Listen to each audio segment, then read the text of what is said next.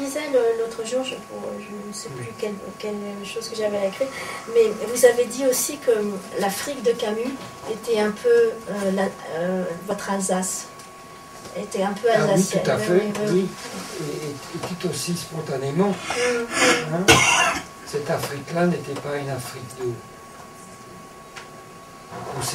concept, de sensualité et de souffrance. Et il ne le niait pas. On le niait, pour lui. Oui, bien sûr. Ses ennemis le niaient. Justement, pardon ? C'est une petite réflexion que je faisais. Que d'incompréhension. Oui. Et que de méfiance aussi. Que de souffrance. Et de souffrance, oui. Que ça provoque. Comme ça. Je crois qu'il faut parler de l'Alsace aussi. D'ailleurs, nous concluons le livre par l'épiphanie de la voix. Et vous dites, la période alsacienne d'abord, la plaine du Rhin, à la fois florissante et brumeuse, encaissée entre deux longues chaînes de montagnes, c'est là mon pays natal, au charme inoubliable. Vous disiez tantôt que ce sont les accidents de l'existence qui m'ont fait naître là-bas plutôt qu'ailleurs. En effet, comme tout un chacun, je suis né un beau jour, par hasard, sur cette terre-là. Mais il s'agit d'une terre qui m'est encore familière, où mes ascendants directs ont vécu pendant des siècles et à laquelle je reste très attachée. Je tiens non seulement à l'espace géographique rhénan, d'une beauté si prenante, mais aussi à ses habitants passés ou présents, à ses us et coutumes, mais aussi à ses habitants... mais aussi à ses habitants passés ou présents, à ses us et coutumes, à son antique dialecte anémanique, j'ai lu 2 fois la même, si proche du patois judéo-alsacien que parlaient mes aïeux d'avant-guerre. Oui, ceci explique cette bizarrerie de mon œuvre, qu'il y a tout un pan écrit en dialecte. Alors ce soir, je vous ai servi juste une expression de cela. Je ne peux plus voyager aujourd'hui pour des raisons physiologiques maintenant. Mais mon cœur est encore un peu là-bas, et pas seulement mon cœur. J'ai des amis encore, beaucoup plus jeunes, avec qui je corresponds au téléphone maintenant. Freddy Dott. Oui. Comme Freddy Dott. Oui. Bien sûr. Ah oui, celui-là. Et Michel Fink aussi. Et Michel Fink. Oui. Mais justement, je crois que derrière des poèmes en français, il y a la palpitation alsacienne. Oui.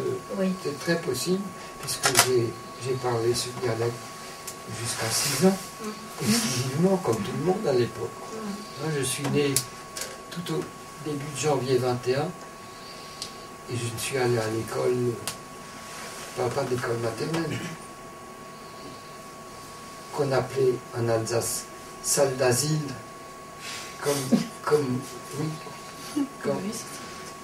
comme Jean-Jacques Rousseau. Voilà. Comme Jean-Jacques Rousseau, salle d'asile.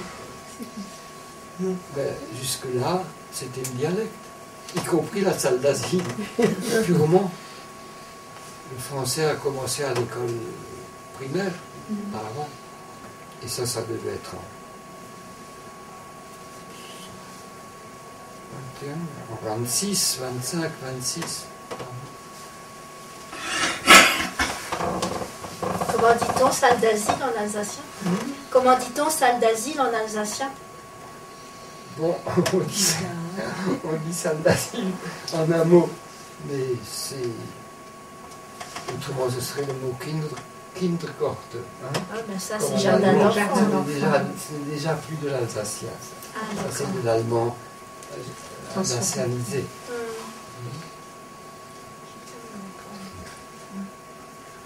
Il tenait à l'expression venue tout droit de Rousseau, mais il en avait fait un mot, un seul.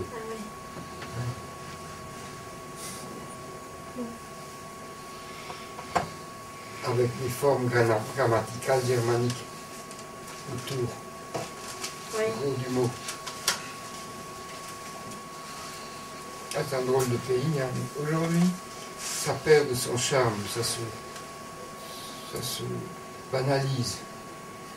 Soit les uns une partie de la population devient complètement francophone et elle a totalement oublié le dialecte, ou alors l'autre penche du côté allemand d'autre Rhin. Et là aussi, c'est un autre monde.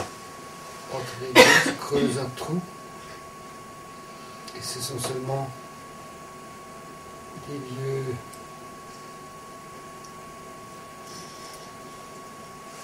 conscrits comme moi qui tiennent encore un peu le bout de tout ça. Mais ça ne durera pas. Vous écrivez un peu plus loin dans ce qui nous sert de conclusion. Lorsque la vie ambiante m'a semblé morose, décevante, le recours à l'écriture salvatrice a été d'abord la quête d'une protection contre cet ennui interminable, la vacuité méchante de l'existence livrée à l'exil.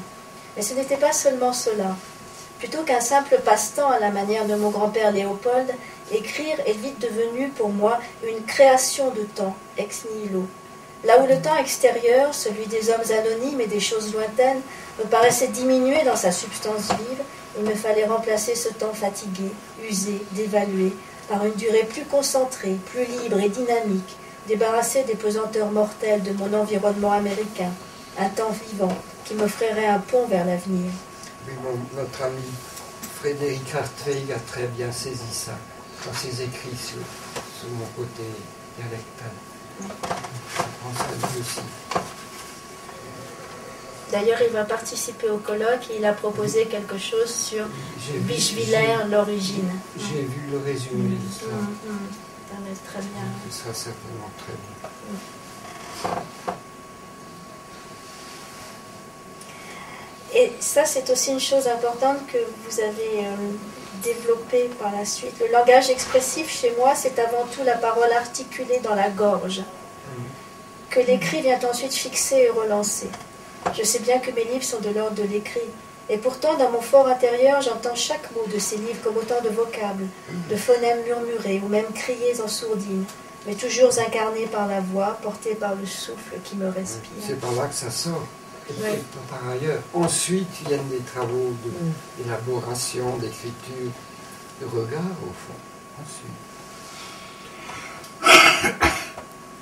Mais le fond reste oral, vocal. Oui, au fond de l'expérience. On peut peut-être aussi employer le mot pathos pour l'expression. Peut-être, oui. Oui, c'est une bonne idée.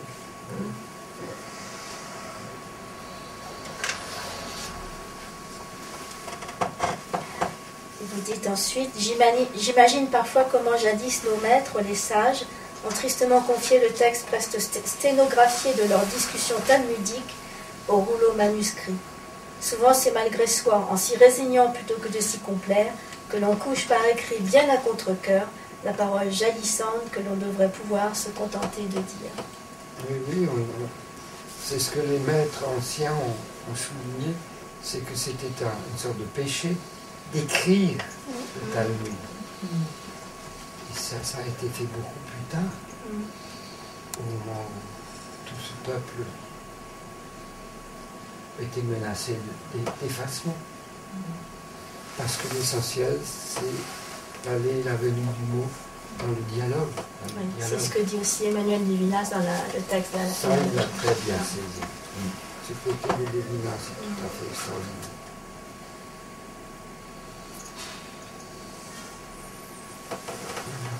Merci. Merci à vous. Merci les places.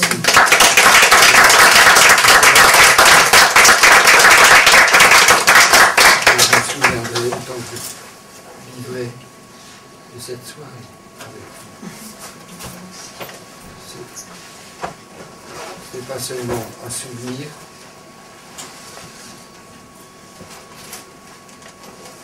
c'est une jouissance.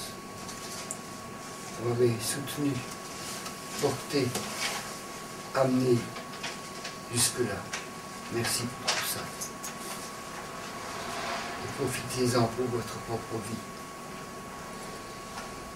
pour la suite de votre vie. Je vous souhaite, en cette période de Rosh Hashanah, non seulement bonne et heureuse, mais fertile, une vie qui engendre la vie, malgré tout. Merci.